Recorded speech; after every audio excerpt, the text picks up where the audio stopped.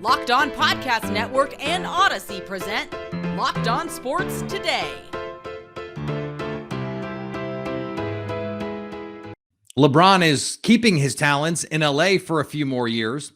Can the New Orleans Saints go anywhere meaningful with a question mark at quarterback? And the Chargers just solidified the part of their defense that is elite. I'm Peter Bukowski, starting your day with the can't-miss stories and biggest debates in sports. You're Locked On Sports Today. Searching all major sports. Found. Let's start with the biggest story. LeBron James staying in LA, at least for now, on a 2-year, $97 million extension, which coincidentally still leaves open the possibility of playing with his son, Bronny. Joining me now from Locked On Lakers, Andy Kamenetsky. And Andy, there has been some discussion, some burbling murmurs about LeBron wanting to be somewhere else. Should the Lakers trade LeBron James? How much does this contract put to bed those rumors, at least in the short term? It puts to bed a lot. I mean, it offers a lot of clarity, at least moving forward in the next couple seasons. It allows Rob Pelinka to try to make the moves that we know he's looking to make. And by moves, I mean trade Russell Westbrook. But to be able to do that from a position of, at minimum, neutral, as opposed to disadvantage with, trade partners being able to try to hold LeBron's lingering extension that hadn't happened over his head and maybe get that, coveted second of the first round picks of the Lakers control through 2030. They have their 2027, 2029. Those are the only two that they have complete control over. So, and the Lakers, by multiple reports, and I think very understandably, have been reluctant to move both of those unless they absolutely have to, or the deal is really just good enough. But now they will at least, I think, feel a little less theoretical pressure to make a move that they don't necessarily feel confident about, but they feel like they have to do in order to dazzle LeBron.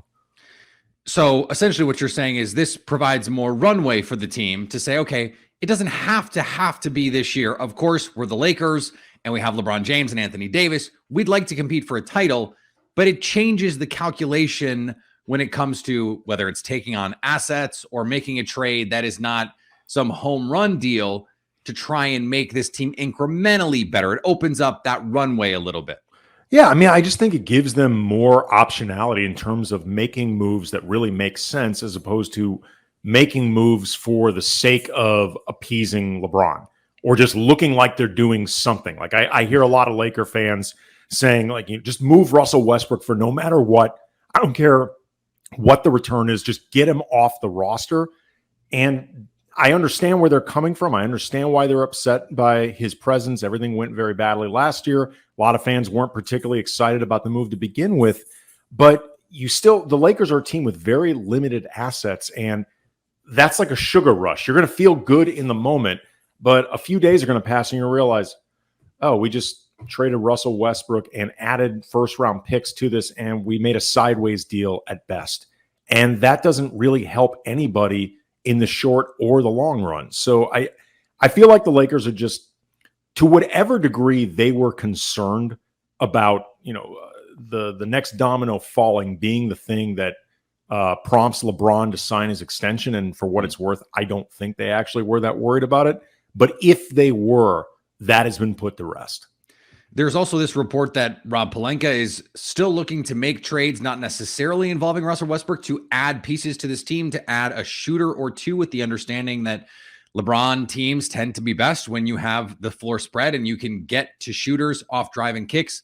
Anthony Davis has regressed as a shooter as well. So is there a move out there that you think makes sense on the margins to improve this team a little bit? Well, it's the Lakers are in a really interesting position right now because so many of the teams and players they're connected to in these rumors, they have bigger pieces that have to have resolution first before the Lakers might have an opportunity to make those moves. I mean, obviously Kyrie Irving is the most high profile of those players, but it really seems like the Nets are not going to move Kyrie Irving until they have a resolution with Kevin Durant, whether he's going to be staying for the foreseeable future or whether they can move him, because depending on who they move him for, like, for example, the rumored Boston trade, if the Nets get back Jaylen Brown and, say, Marcus Smart and another rotation player, that's a pretty good team.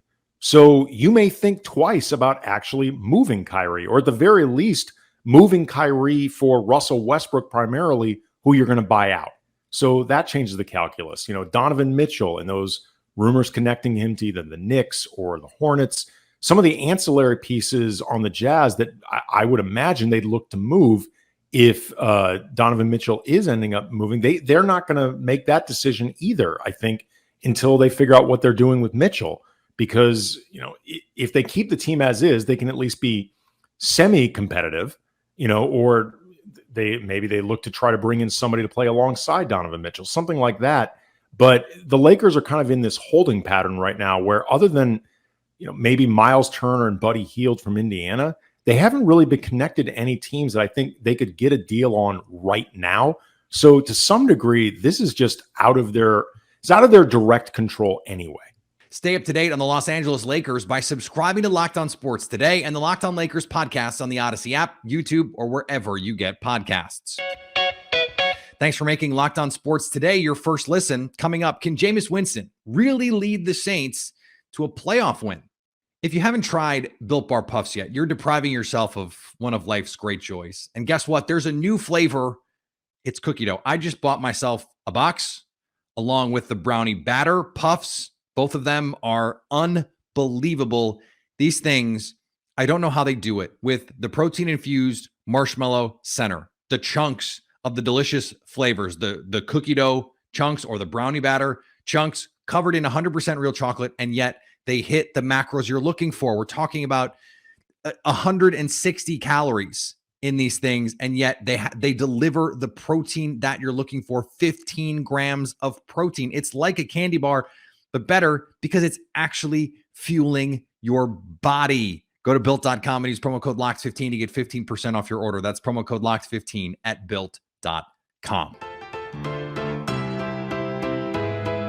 The 11 college presidents and chancellors who make up the College Football Playoff's Board of Managers met via Zoom on Monday and began a discussion that could reshape the future of college sports. Reports are that the Board of Managers briefly discussed the possibility of restructuring how college football is governed, with the idea presented of major college football potentially being governed outside of the NCAA. The most logical place for the sport to be run outside of the NCAA would be under the auspices of the CFP, which was discussed on the call. The College Football Playoff Board of Managers consists of presidents from all 10 major conferences and Reverend Jon Jenkins of Notre Dame. This is seen as the first step in a proverbial marathon. So nothing is imminent, but everything is interesting. What was initially reported as routine appears to have been something more for Cincinnati Bengals quarterback Joe Burrow. In his first news conference since his appendectomy on July 26th, Burrow said his appendix ruptured, which prompted the surgery. While Burrow says he is not expecting to play in either of the Bengals' remaining preseason games, he isn't worried. We have a good plan as far as nutrition and weight room and all that stuff. I feel good right now and just going to keep feeling better, he said. Doctors permitted him to start tossing footballs 2 weeks after the procedure, according to Burrow. He participated in his first practice this past Sunday. The Bengals need Joe Cool on the field if they want to try and get back to the Super Bowl. The Texas Rangers are not done shaking things up after letting their manager go. Rangers president of baseball operations, Jon Daniels, was also fired on Wednesday. He was the general manager of the Texas Rangers for their only 2 World Series appearances more than a decade ago. His 17 years leading the club ended with a string of really bad seasons. Bottom line is, we're not good, and we haven't been good for 6 years. This is Rangers owner Ray Davis. To be competitive going forward, I felt that we needed to make a change. Current general manager Chris Young now assumes oversight of all aspects of the team's baseball operations department. In a letter sent to Live golfers on Wednesday, CEO and Commissioner Greg Norman said the new circuit, by any fair and objective and impartial review, should be awarded official World Golf Ranking points for its events in the very near future. Norman wrote that Live Golf's inclusion in the World Golf Rankings point system is necessary for the integrity, accuracy, and fairness of those rankings. In the letter, Norman noted that based on the OWGR system in place at the time, the first 3 Live events would have had better strengths of fields than 2 competing tournaments on the DP World Tour and the PGA Tour's John Deere Classic.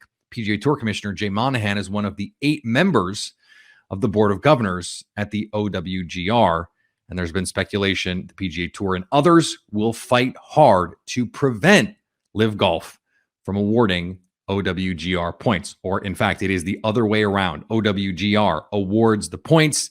Live, they want them. And over on the diamond, the Cincinnati Reds avoided being swept by the Philadelphia Phillies with good pitching and a walk-off hit. Jose Burrow is clutch, and the Reds pitching was amazing on Wednesday. What's up? This is Jeff Carr from the Locked On Reds podcast, and the Cincinnati Reds avoided the sweep because sometimes one run is all you need. Nick Lodolo set them up for beautiful success with the longest and really the best start of his rookie season. 7 innings of shutout ball absolutely kept the Phillies guessing. Sure, they had a few hits here and there, but it was a lot of weak contact. A lot of those just, oh my gosh, lucky type hits. And then Alexis Diaz, oh my goodness, 8th and 9th inning, 17 total pitches, 3 strikeouts, perfect 8th and 9th for Alexis Diaz. And then with 2 on and 2 out in the bottom of the 9th inning, Jose Burrow delivers with a single up the middle that scores Albert Almora from second. You love to see it. That's the kind of confidence boost that really Jose Burrow and all of us that have been watching him have been looking for. And you saw the elation in the post-game celebration as Jim Day tried to interview him, and then he got doused with Gatorade and he got doused with water, and it kind of took Jose a second to collect himself and be able to talk about the game because he was just so happy. There was an outpouring of joy from Jose Burrow. You love to see that. We're going to talk about that with Connor Thomas from the Locked On Phillies podcast in a post-series recap crossover on the next Locked On Reds. You're not going to want to miss it.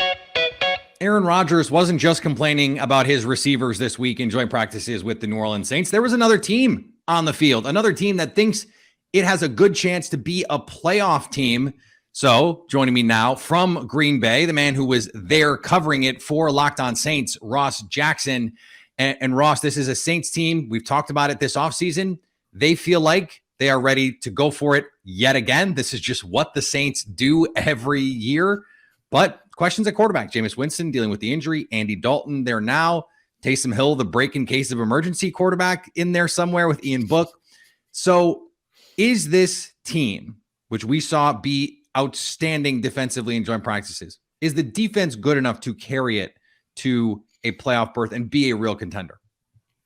I think so. Carrying it to a playoff berth for sure, yes. I think that this New Orleans Saints defense can be one of its best defenses, right? One of the best defenses in New Orleans that we've seen in a long time. And I know that they lost guys like Marcus Williams and Malcolm Jenkins, but when you can replace those guys with Tyrann Mathieu and Marcus May, you're in a really good situation, especially when you have a defensive coordinator and now head coach like Dennis Allen, who wants to have as much multiplicity and versatility as possible. Those 2 safeties may end up being a better fit for what it is that Dennis Allen wants to do. Not that they're better safeties, position to position or 1-to-1, but in terms of what the scheme is, there might be a better fit for what they're looking for. So obviously all of this stuff has to play out on the field, but on paper, this defense should be able to be one that, like last year, can overcome some of the any deficiencies that might be over on the offensive side. This is a team that won games with Trevor Siemian at quarterback last year, won games with Taysom Hill at quarterback last year,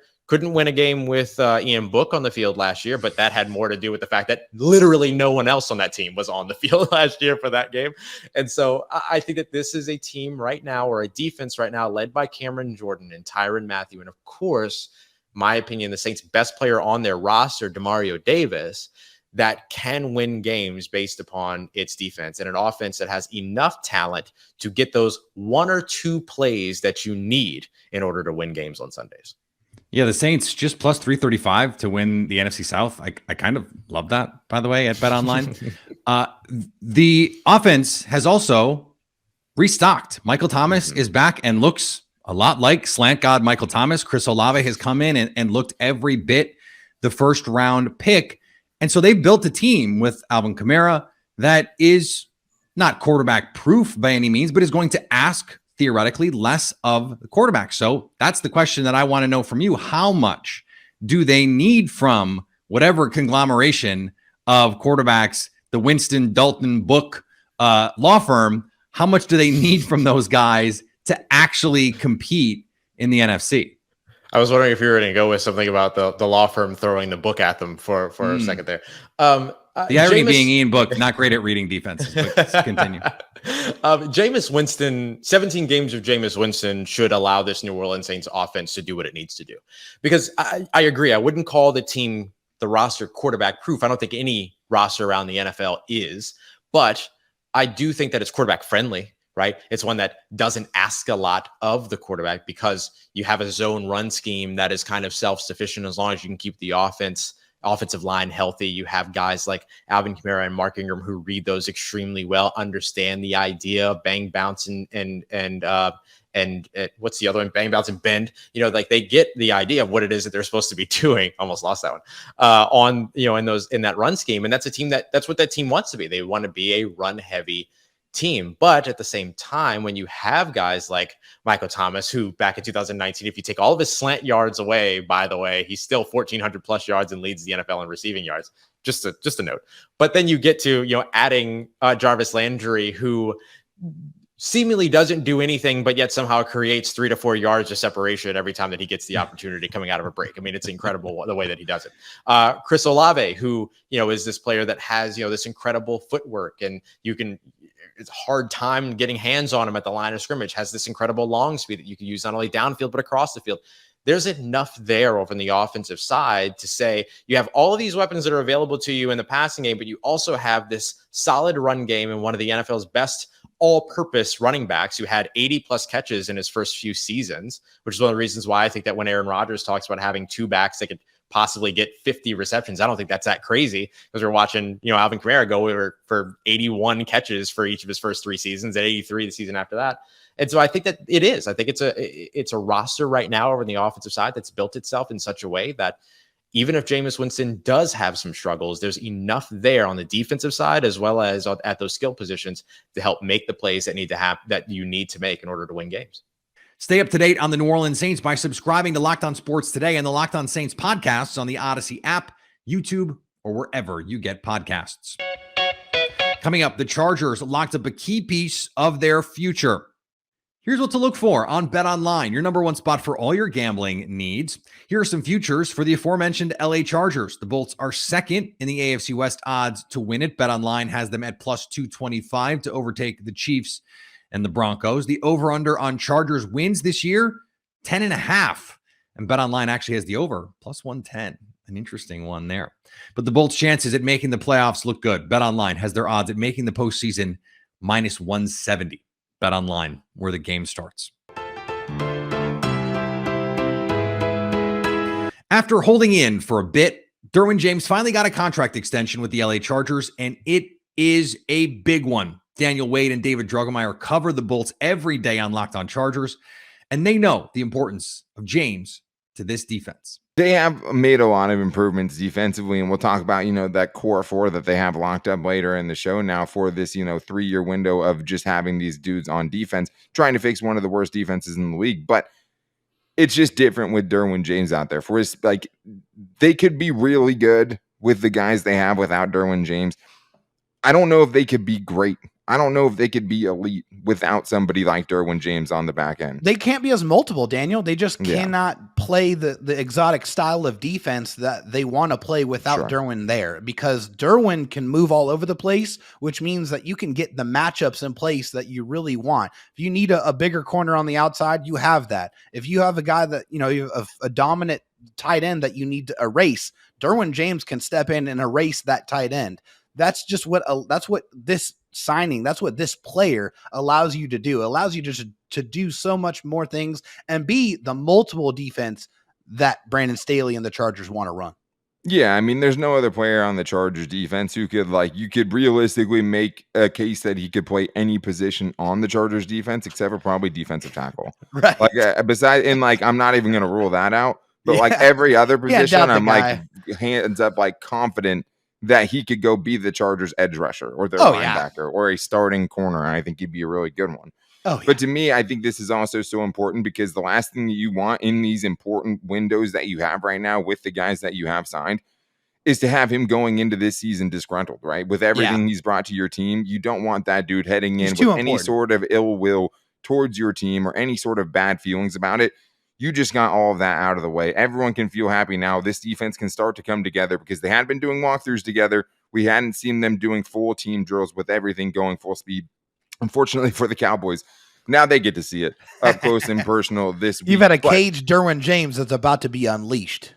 If you're going to build a superstars and scrubs kind of team, which is what the Chargers are more or less doing, you have to pay your stars. You have to keep your star players, and the guys that you pay have to work out. If you're going to bring in big name free agents like JC Jackson, those guys need to hit. Your stars have to be your stars. And when you have a young player like Derwin James, who has had injury issues, it's not like this was a total no-brainer that he's going to stay healthy and be a superstar for the next 5 years. You have a responsibility to your team and to that player to do everything you can to keep those kinds of guys. He helps them at a place their defense is now incredibly strong, that they improved this offseason, and that works in a complementary factor to the other investments that they've made with guys like Khalil Mack in the front. This is a Chargers team trying to go all in, taking advantage of a quarterback like Justin Herbert who is on his rookie deal. These are the moves you have to make. And the Chargers have done it. And finally, the New York Mets called up one of their top prospects to fill in for an injured Eduardo Escobar, and Brett Beatty did more than occupy a roster spot. Batting eighth, he blasted a 2-run home run in the second inning to give the Mets a 4-0 lead against the Atlanta Braves. Aside from his family's reaction, who all flew in from Texas at a moment's notice to see their son's debut, this is just another example of the magic the Mets seem to have this year. A key player goes down with injury, and the rookie takes his place, delivers a big home run to help win it. Mets fans, could this actually be the year? Thanks for making Locked On Sports today your first listen. Now go find your favorite team's Locked On podcast and make them your second listen. Coming up tomorrow, what to expect from the second wave of NFL preseason games. So at least until tomorrow, stay Locked On Sports today. Locked On Podcast Network and Odyssey present Locked On Sports Today.